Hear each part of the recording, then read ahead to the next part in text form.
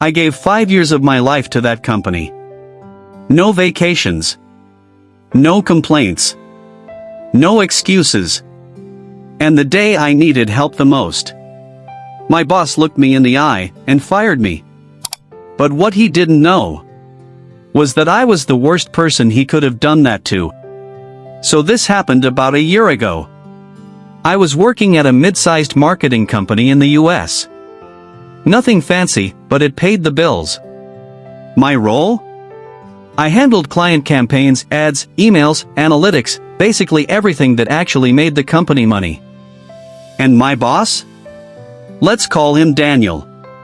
Daniel was the kind of boss who smiled in meetings, but would throw you under the bus the second something went wrong. At first, I ignored it. I needed the job. But over time, things started to get worse. Daniel had a favorite employee. Of course he did. Her name was Lisa.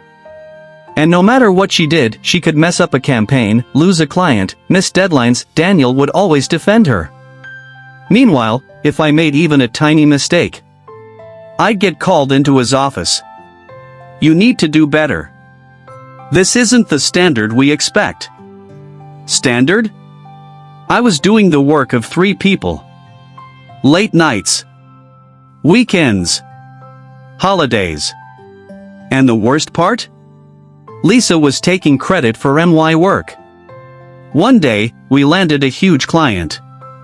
This was big. Like, company-changing big. And guess who handled the entire campaign? Me.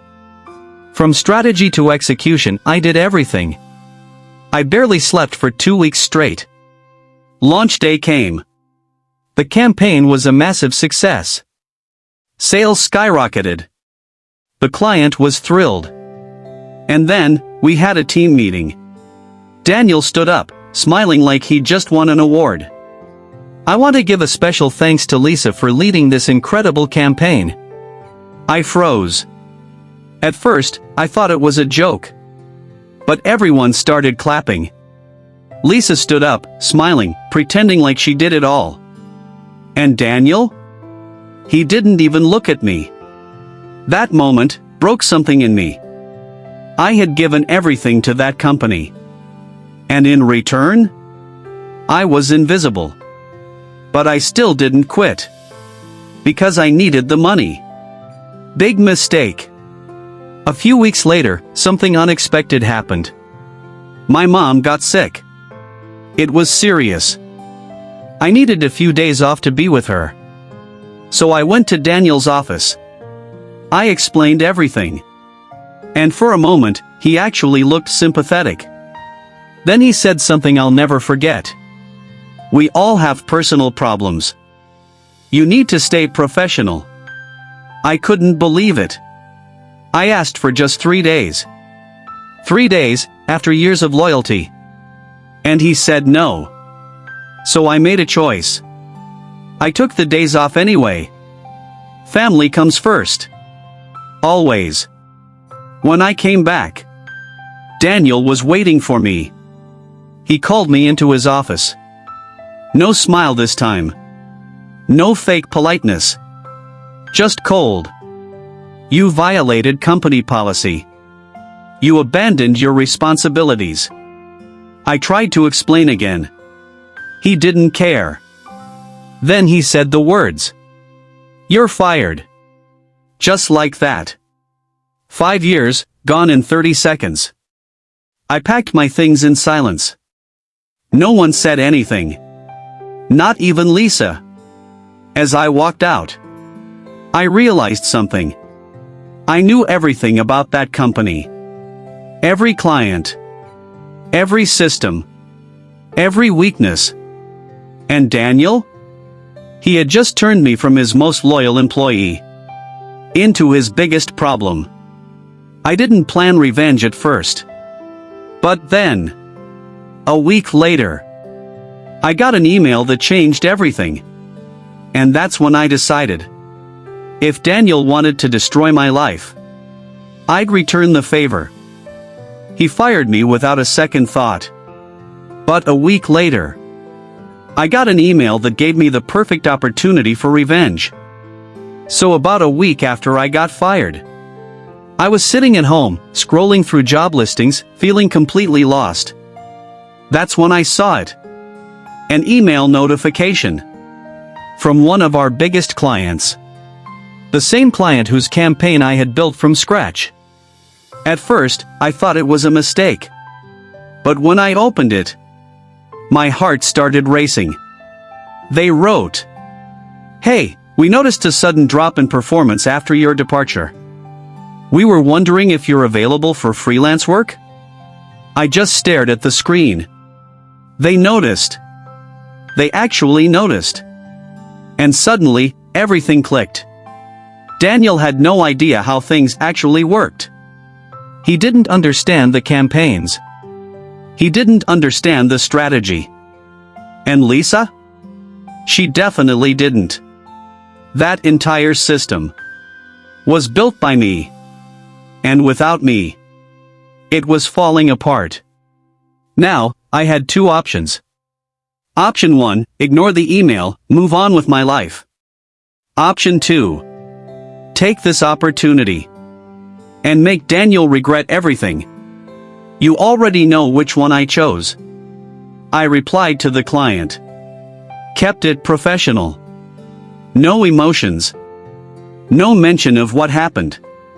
Within 2 days, I signed my first freelance contract with them. Same work. Better pay. No toxic boss. But I wasn't done yet. Not even close.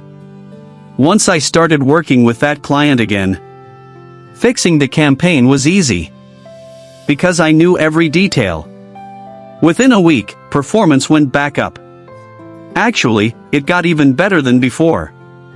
And the client was impressed. Really impressed. So impressed that they asked me a question. Do you know anyone else we can work with like you? I smiled. This was it. I didn't recommend Daniel's company.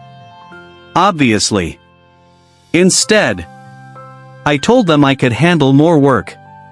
And if needed, I had connections. This was a small lie, but worth it. Soon, they gave me more projects. Then they referred me to another company. And another. And another. Within a month, I had more clients than I ever had at my old job. Now here's where things get interesting. One of my old co-workers reached out to me. We'll call him Jake.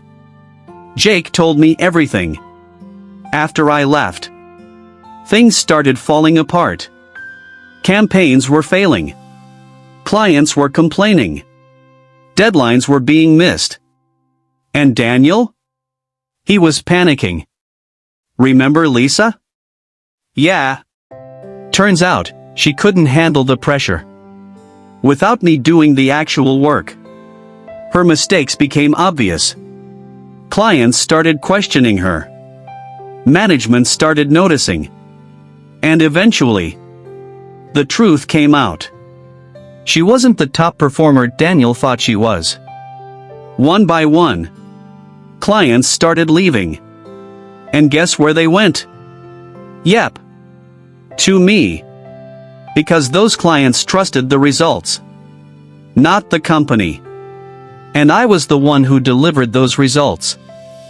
Then one day, I got a call. Unknown number. I answered it. And I instantly recognized the voice. Daniel.